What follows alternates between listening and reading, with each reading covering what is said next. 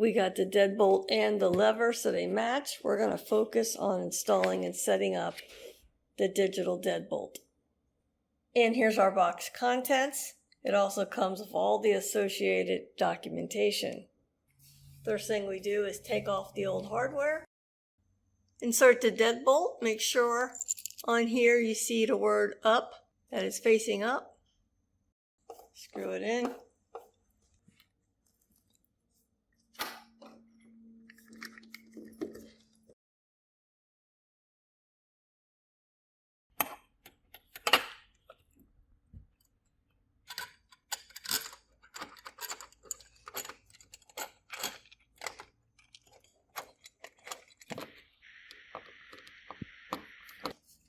And they've tried to paint on here so you line the orange up.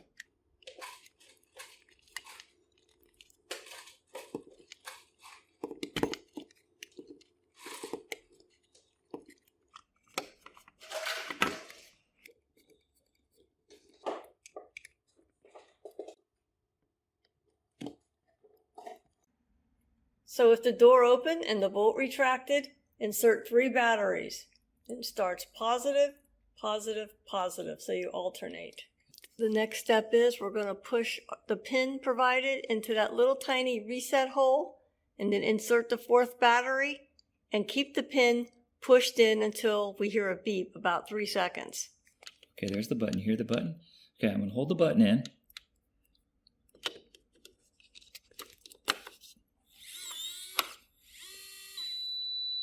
Done.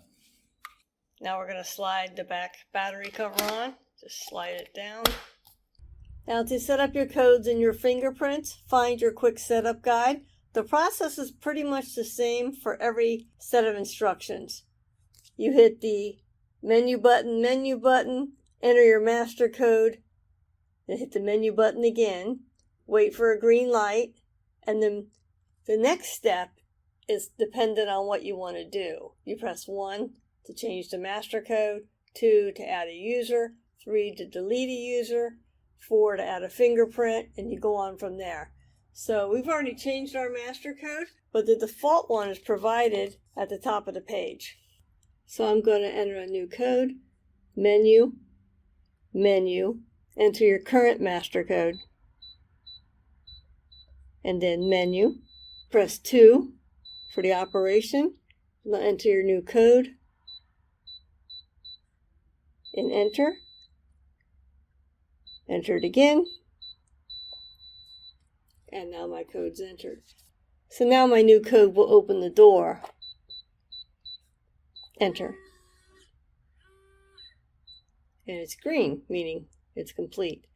Now to lock it, you hit any button for 2 seconds. And now it's locked again.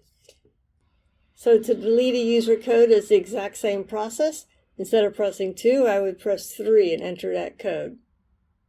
Now to add a fingerprint, menu, enter your current master code, enter, press 4, and now put your finger on the scanner 8 times.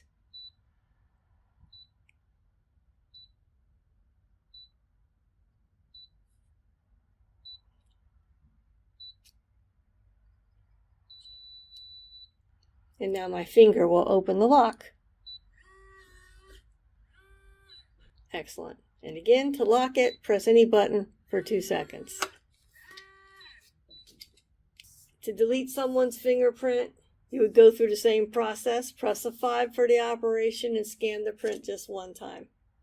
So I'm going to go ahead and set up a one-time code. And this is great to give to a trusted neighbor while you're out of town in case there's a problem with your pets or your house. Menu, enter the current master code. Menu, function 9. Enter the one-time code. Enter the one-time code again.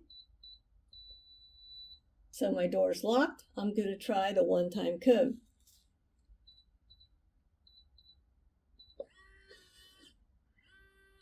Now it's unlocked. I'm going to lock it again.